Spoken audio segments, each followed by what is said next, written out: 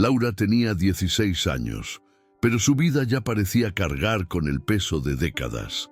Había crecido en una casa donde las paredes parecían absorber más que solo el sonido de las peleas. Guardaban secretos, miedos y lágrimas que nunca se secaban. Su madre, Teresa, era una mujer de ojos cansados y manos siempre ocupadas, tratando de mantener la casa en orden como si eso pudiera, de alguna manera, arreglar lo que estaba roto dentro de ella. En cambio, el padre, Rodrigo, era una figura impredecible. Podía ser cariñoso en un momento y, al siguiente, transformarse en una tormenta de palabras duras y gestos que dejaban marcas invisibles. Laura vivía en un constante estado de alerta, como si siempre estuviera esperando que algo malo sucediera, pero sin saber exactamente qué. Esa noche, como en muchas otras, Teresa decidió dormir en el sofá de la sala. Era un intento de evitar a Rodrigo, de escapar, aunque fuera por unas horas, de la tensión que parecía flotar en el aire como una niebla espesa. Laura, sintiéndose sola y vulnerable, fue al cuarto de los padres. No sabía cómo explicarlo. Tal vez buscaba algún tipo de consuelo, algún vestigio de seguridad que sentía que faltaba en su vida. Se acostó en el lugar de su madre, en el lado de la cama que aún guardaba el olor del perfume barato que Teresa usaba. Cuando Rodrigo entró en el cuarto, no pareció darse cuenta de que era Laura allí y no su esposa. La confusión en sus ojos era visible, pero Laura no entendió lo que estaba pasando hasta que ya era demasiado tarde. En ese momento su mundo se desplomó y se quedó paralizada, incapaz de reaccionar, incapaz de gritar, incapaz incluso de llorar. Al día siguiente, Laura despertó con una sensación de vacío que parecía haberse instalado en su pecho. El cuarto estaba silencioso, pero el eco de lo ocurrido la noche anterior aún resonaba en su mente. Se levantó lentamente, como si cada movimiento pudiera desatar algo peor. Al mirarse en el espejo, sus ojos estaban rojos e hinchados, pero no podía recordar si había llorado. La imagen reflejada parecía la de una extraña, alguien que ya no reconocía. Laura se vistió rápidamente, tratando de ignorar el temblor en sus manos. Cuando bajó las escaleras, encontró a Teresa en la cocina, preparando el desayuno como si nada hubiera pasado. La madre la miró por un breve instante y Laura vio algo en sus ojos, una mezcla de dolor, culpa e impotencia. Pero Teresa no dijo nada, ninguna pregunta, ningún consuelo, solo un silencio pesado que parecía gritar más fuerte que cualquier palabra. Rodrigo ya estaba sentado a la mesa, leyendo el periódico como si fuera un día común. No miró a Laura, no hizo ningún comentario. Era como si la noche anterior nunca hubiera sucedido, como si hubiera borrado ese recuerdo de su mente. Laura se sentó a la mesa, pero no pudo comer. Cada bocado parecía un esfuerzo imposible y el café que Teresa puso frente a ella se enfrió sin que lo tocara. Se preguntaba cómo podían todos actuar como si nada estuviera mal, como si ese fuera solo otro día común en sus vidas. Pero para Laura, nada sería común nuevamente. Se sentía dividida entre la necesidad de hablar sobre lo ocurrido y el miedo de que, al hacerlo, todo se volvería aún más real. Al final, permaneció en silencio, tragando las palabras junto con el nudo que parecía estar permanentemente alojado en su garganta. En los días que siguieron, Laura comenzó a aislarse. Evitaba el cuarto de los padres, evitaba a Rodrigo y a veces incluso a Teresa.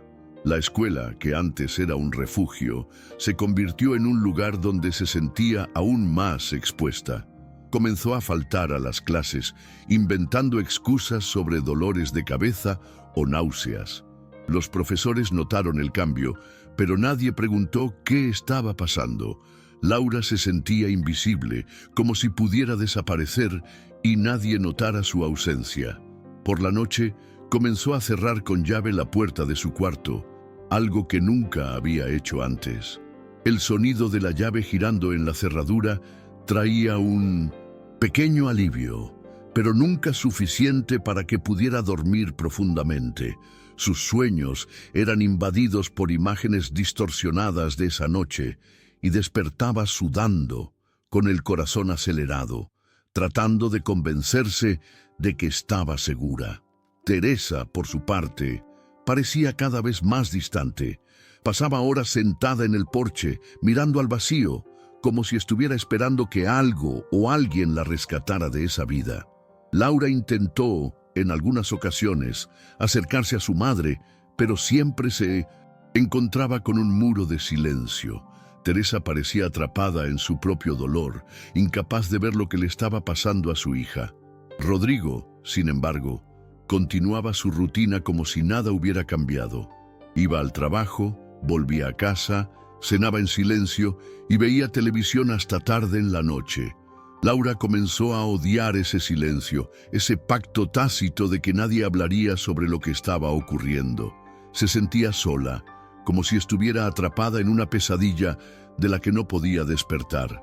Una semana después, Laura decidió que necesitaba hacer algo. No sabía exactamente qué, pero sabía que no podía seguir así. Fue a la biblioteca de la escuela y comenzó a investigar sobre abuso, sobre cómo denunciar, sobre cómo salir de esa situación. Mientras leía, sentía una mezcla de alivio y desesperación. Alivio por saber que no estaba sola, que otras personas habían pasado por algo similar. Desesperación al darse cuenta de lo difícil que sería salir de esa situación. Pensó en contárselo a alguien, tal vez a una profesora o a una amiga, pero el miedo de no ser creída, de ser juzgada o de empeorar las cosas, la paralizaba.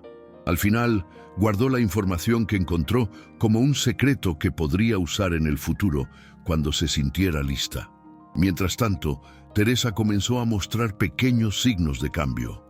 Un día, Laura la encontró llorando en el baño, con las manos cubriéndose la cara. Fue la primera vez que vio a su madre llorar de esa manera, y algo en esa escena la hizo darse cuenta de que Teresa también estaba sufriendo, aunque de una manera diferente. Laura se sentó al lado de su madre, sin saber qué decir, y las dos se quedaron allí, en silencio, compartiendo un dolor que ninguna de ellas sabía cómo expresar. Fue un momento frágil, pero significativo. Por primera vez, Laura sintió que tal vez no estaba completamente sola. Tal vez había una oportunidad de que pudieran ayudarse, aunque no supieran cómo empezar. Rodrigo, sin embargo, parecía cada vez más impredecible. Comenzó a beber más y las noches en casa se volvieron aún más tensas. Laura escuchaba las peleas entre él y Teresa, los gritos que resonaban por las paredes de la casa. Intentaba esconderse en su cuarto, pero el sonido de las voces llegaba hasta ella como un recordatorio constante de que no había escapatoria. Una noche, después de una discusión particularmente acalorada, Rodrigo golpeó la puerta del cuarto de Laura, exigiendo que saliera. Ella se negó, cerrando la puerta con todas sus fuerzas. Golpeó una vez más, pero luego desistió, murmurando algo ininteligible antes de alejarse. Laura pasó la noche despierta, sosteniendo unas tijeras que había encontrado en el cajón, solo por precaución. Sabía que algo tenía que cambiar, y pronto. Al día siguiente, Laura decidió que necesitaba contarle a alguien. Ya no podía seguir cargando con eso sola. Eligió a una profesora de la que le gustaba, la señora Almeida, que siempre parecía comprensiva y atenta. Durante el receso, Laura se acercó a ella y pidió hablar en privado.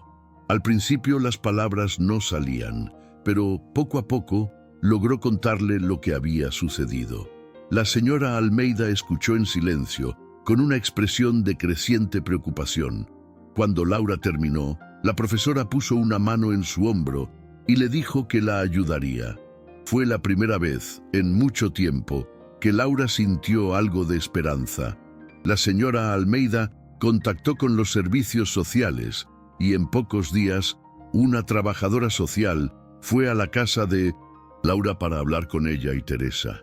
Rodrigo no estaba en casa en ese momento, lo que hizo que la conversación fuera un poco más fácil.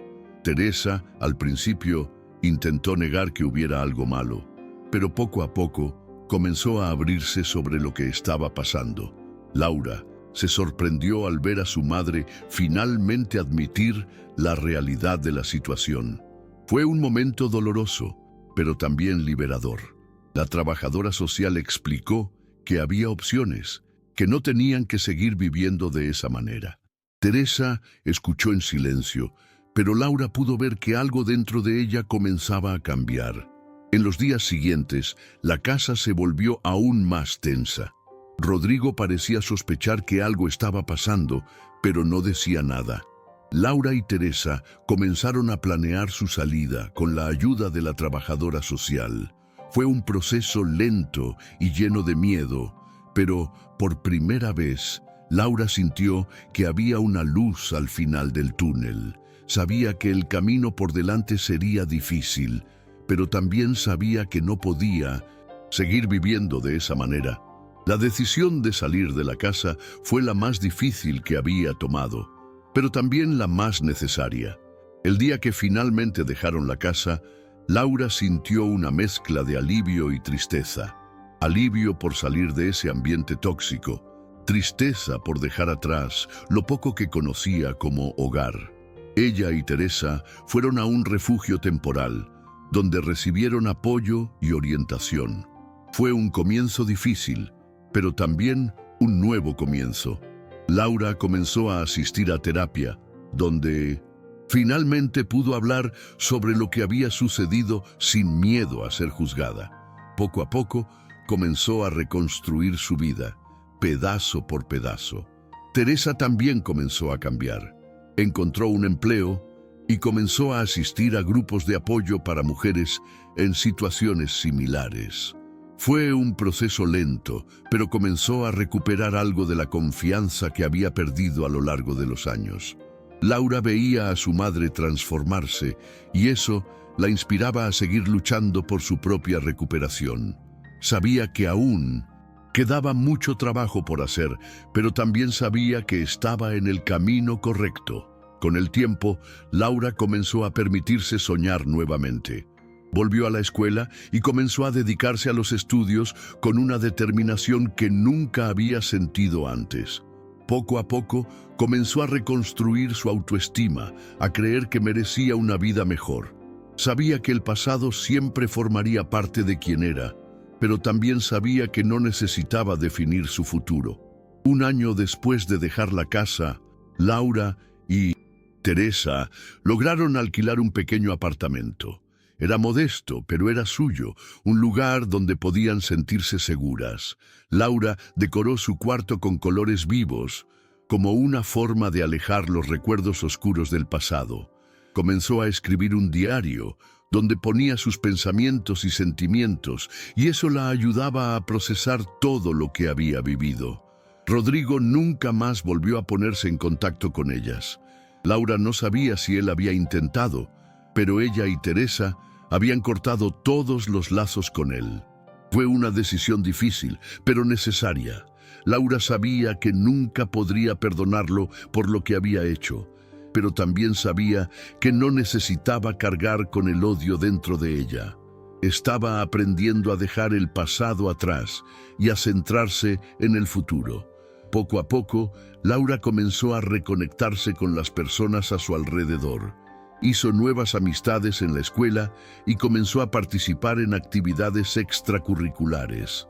Fue un proceso lento, pero comenzó a sentirse parte de algo nuevamente. Sabía que aún quedaban cicatrices, pero también sabía que se estaba curando día tras día. Un día, Laura miró atrás y se dio cuenta de cuánto había superado.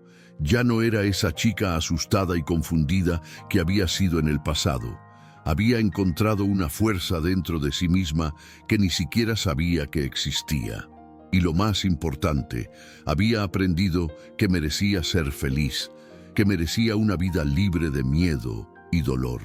Al final, Laura comprendió que la superación no se trataba de olvidar el pasado, sino de aprender a vivir con él. Había encontrado una manera de seguir adelante, de construir una vida que valiera la pena vivir. Y, mientras miraba al futuro, sabía que, no importaba lo que sucediera, sería lo suficientemente fuerte para enfrentar.